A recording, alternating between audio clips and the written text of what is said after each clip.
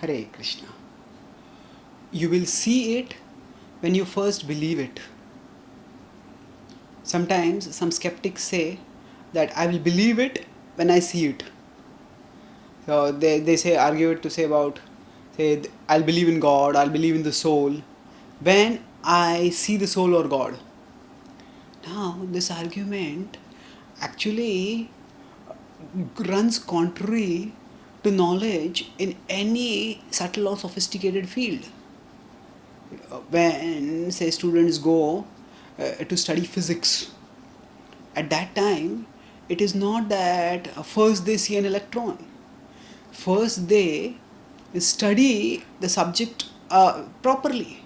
First they study physics, in which they understand the concept of an electron, or what it means, how it exists, how it functions, how it interacts with the other electrons, with the protons, how it forms the building block of the atom.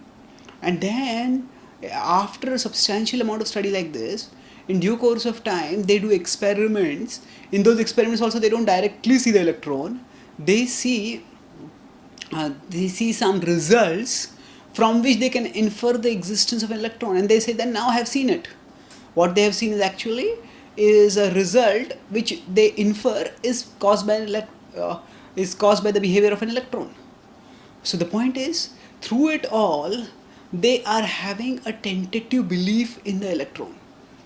If they say I'll believe it when I see it, until that time, if they stay till they don't see an electron, they stay skeptical, then they will not be able to study physics at all.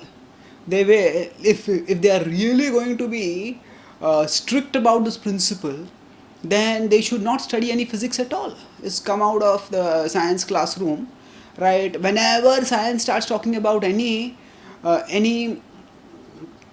invisible substance, and in general, the more science becomes subtle, the more science talks about invisible substances.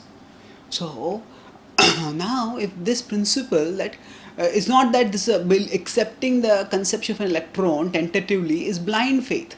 Scientists may not even use it as the term belief, because that gives a bad that word has a bad connotation. But the fact is, even if you call it axiom, even if you call it an assumption, essentially it is a case of a belief in a provisional sense. So now that belief may later be disproven, or it may be proven. That's fine. But during the course of the experiment, during the course of study, or in the course of the experiment, the student has to work as if there is an electron, and then see whether that tentative thesis is proven or disproven. So similarly, when we consider the conception of the soul or of God, we need to have some initial belief. If we do not have if we are not even open-minded enough to examine the conception of God, if we are going to disbelieve it, reject it, till we have seen it, then we'll never be able to see it. Now it is said that when the first ship landed in America, the Native Americans who were living there, and they had never seen a ship before. So they just couldn't make sense of what they were seeing. And this ship, the colonists, they came there and they caught them. And still they couldn't understand. Only when they were being caught, then they had, oh, these are invaders. And they have come in the structure called a ship.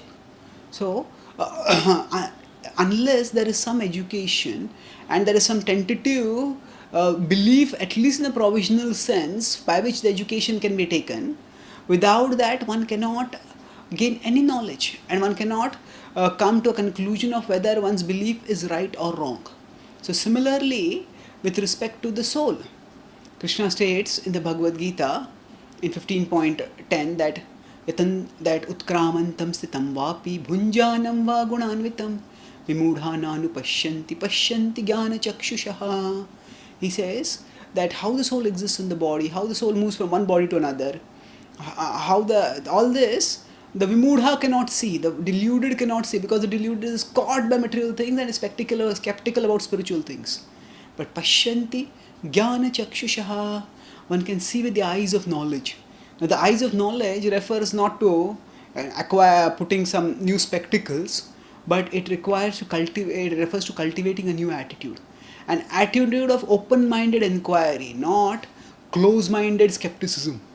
So when we have that attitude of open-minded inquiry, then we study the conception of the soul as it is explained in the Bhagavad Gita. Then we carry out the process of yoga as it is described in the scripture, and then with that knowledge and purification we will ourselves understand that we are souls and that the soul is forever our essential identity. And then, so by accepting, at least in a provisional sense, the conception of a soul, so that we practice bhakti yoga seriously, then we can see it.